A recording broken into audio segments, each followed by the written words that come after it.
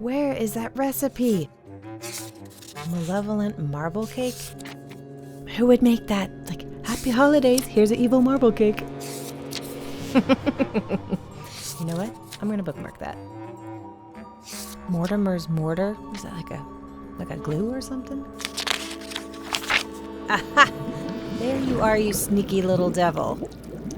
Yada yada yada. A luminescent luminary for your particular party. Create eerie ambiance with magical moths. All you need is 3 simple ingredients, and let's see. Recipe makes 1. 1. Looks like we start with a binding agent. Add Corinne's confounding concoction to boiling cauldron. It doesn't say how much, so I'll just put the whole thing in.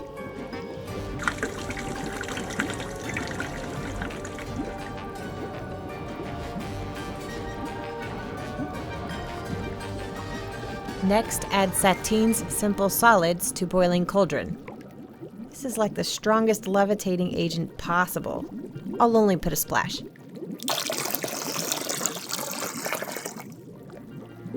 And finally, Miss Mina Murray's Miracle Mixture. This stuff is not cheap. I better go skimpy on this one too. Always swirl Mina's mixture to agitate liquid before dumping in boiling cauldron. Okay. And just a little bit.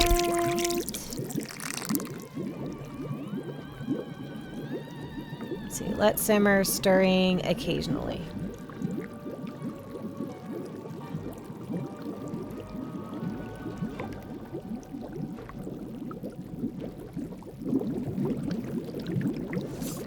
And that's the end of the recipe. What do I do now? Is it supposed to bubble this much? It doesn't say anything else! Oh no, rumbling is never a good sign. Please don't explode. Please don't explode. Please don't explode.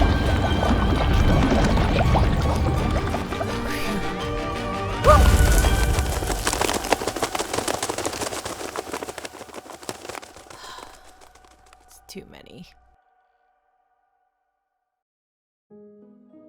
Like most of you, I've been using paper mache since I was a child. It's relatively inexpensive and incredibly durable if done correctly. This video is going to cover 2 basic methods for using paper mache. The first method I will cover is paper mache paste. To demonstrate the paste method, I'm going to show you how to create your own paper mache moths. A detailed supply list will be attached to the post of this video. Also attached to the video, you will find the moth template that I created for my patrons to use as they wish. The templates come in 2 sizes, large and small. I plan on making a set of 28, so my first step is to cut these out so I could duplicate the shape and size without any trouble.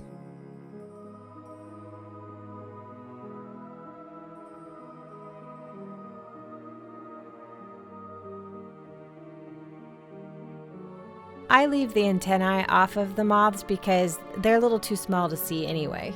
You can always add some fuzzy pipe cleaners later, and that would make a pretty convincing antenna.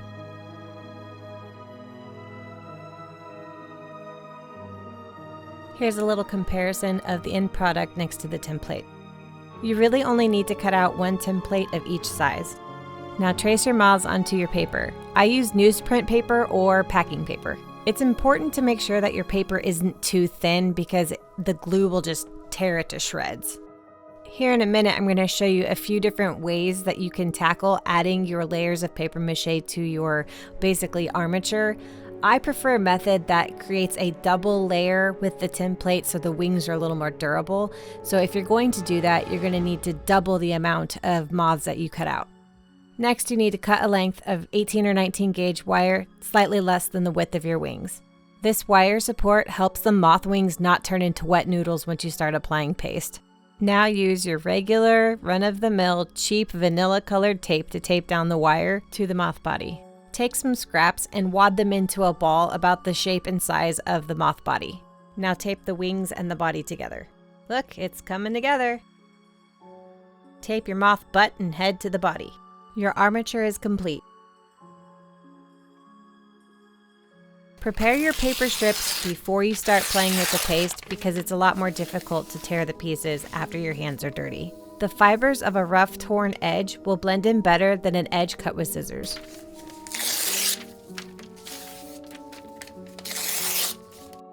Now for the paste. Add a 1/4 cup of water to a mixing bowl. All we are going to do is water down glue to make it runny, so don't add too much. Stir the two until they are thoroughly mixed. Once the two are combined, you can add glue or more water depending on what consistency you're going for. You want your paste to be runny, but not watery. Too much water and your layers on your paper mache sculpture will start coming apart. Now start dunking paper and slapping it on your moth armature. If you made your armature with only one layer of paper for the wings, you're going to want to reinforce those first.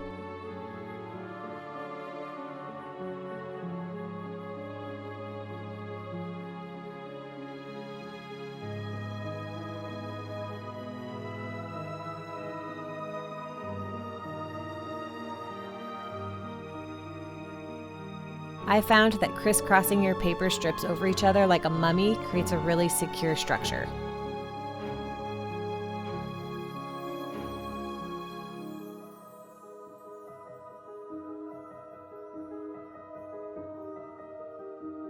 Here's the double layered wing method. I prefer this one because I feel like you start out with a stronger wing. Be sure to apply paste to both sides of the paper that are going to be touching each other and then squeeze out the excess. Continue applying pasted strips until you don't see the armature underneath anymore. To illustrate this next point, I used 2 types of wires. One was galvanized and the other was annealed. Annealed wire doesn't have a whole lot of protection against moisture, and the moisture inside of the paste is going to make that wire rust. It's not a big issue, I just wanted to make you aware because sometimes rust is really difficult to paint over. Once you're done with your moths, set them aside and let them dry overnight. My favorite part of this project is painting the moths. I almost always use folk art craft paints because they have really good one-time coverage. I also use a wet palette when painting with acrylics because it helps keep your pigments hydrated and they'll last longer, it's less waste, less money. It's just a good idea. All you have to do is wet the sponge, put the palette paper back on top of the sponge, and you can even store it with the lid on and your paints will last for days.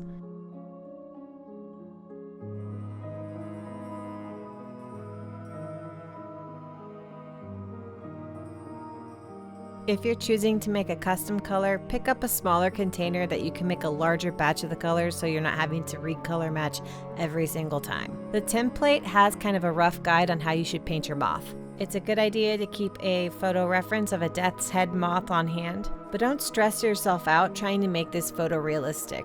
In fact, the looser your painting style, the more natural they'll look. First, we're going to paint our entire moth in the lightest base color. If you used actual newspapers for your moth, you might have to put a couple layers on to cover up all that print. This is just one layer of the folk art paint. It's good stuff. Next, take your mid-tone, I chose a purple, and start roughing in the shapes and patterns on your moth's wings.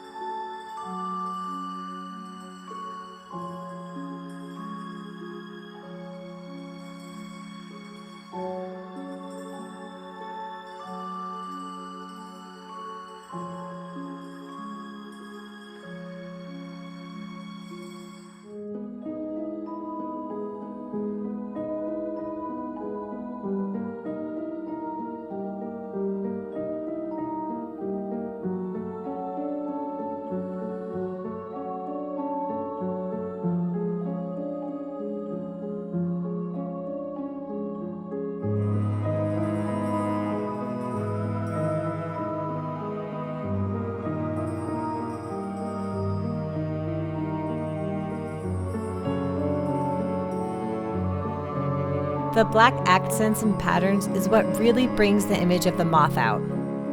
This part goes pretty quick.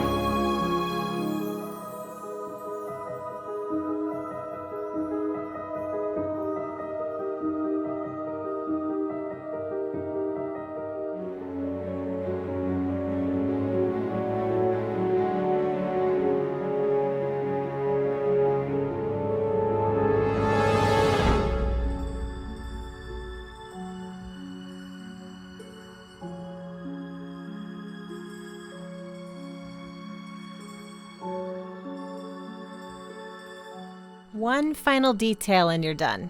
It wouldn't be a death's head moth without the signature skull on the back of its head. Don't overthink this. Keep the shapes really simple, and then all you have to do is put 2 dots for the eyes of the skull, and people will understand what it is.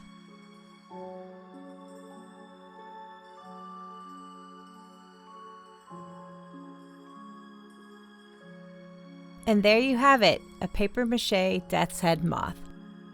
There's a few ways for you to display all of your hard work. You can use double-sided tape, stick them all over things, make them look like they're coming out of your fireplace, or you can create an eerie accent for your dining room like I did this year.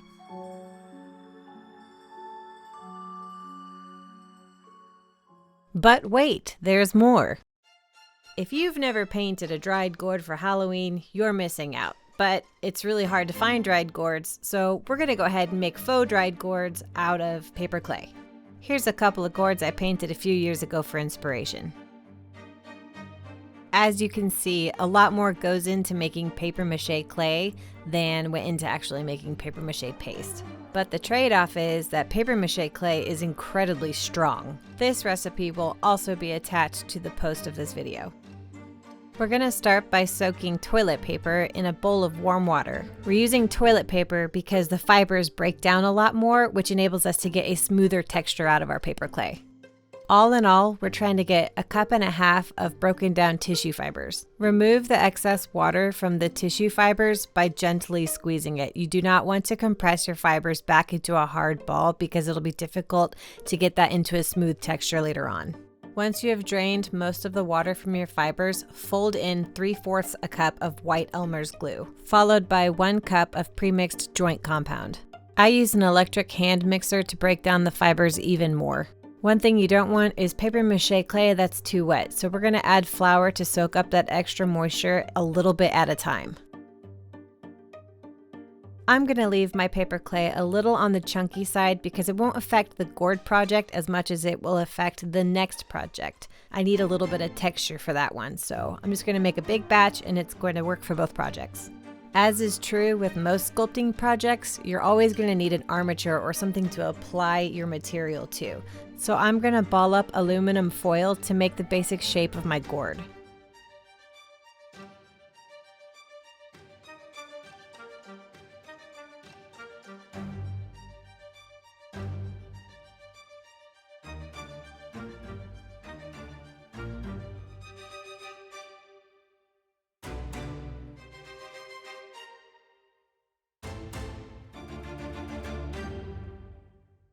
Once you're happy with your shape, start pushing the clay onto the surface of the armature, getting into the nooks and crannies to make as smooth a surface as possible.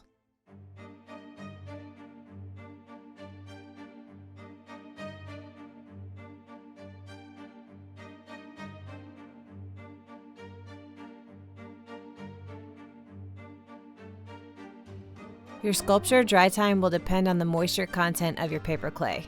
Both of these took about 48 hours to dry completely. To get a really smooth surface for my gourd, I applied a thin layer of joint compound, and once that was dry, I sanded it down with a fine grit sandpaper. The more I looked at my faux gourd, the more it looked like a cat to me, so I kind of did a monochromatic black cat theme with my gourd. I added felt ears and a tail so it would cast a really spooky shadow. I can't wait to see what you guys come up with. And now to our third and final project.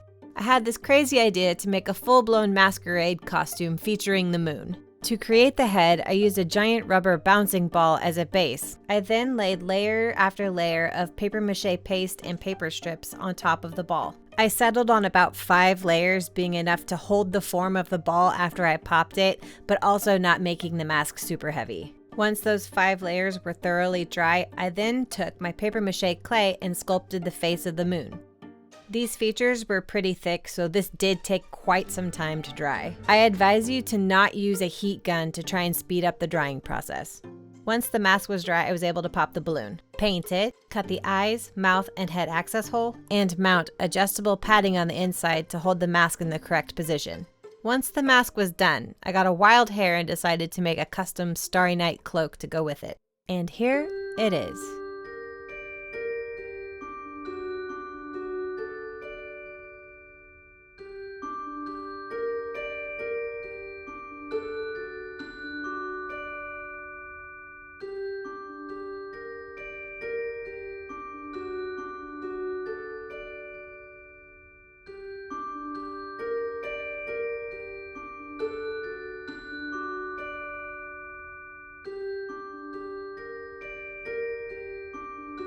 Until next time, stay spooky, friend.